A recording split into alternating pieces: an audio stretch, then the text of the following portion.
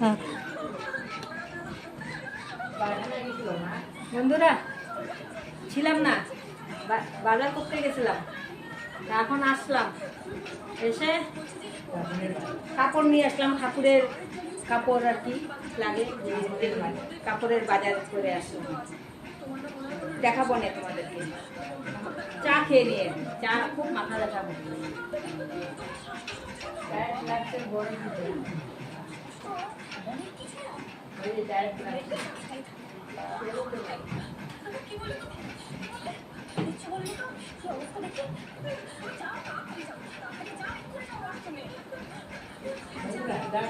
জল খেয়ে নেবে।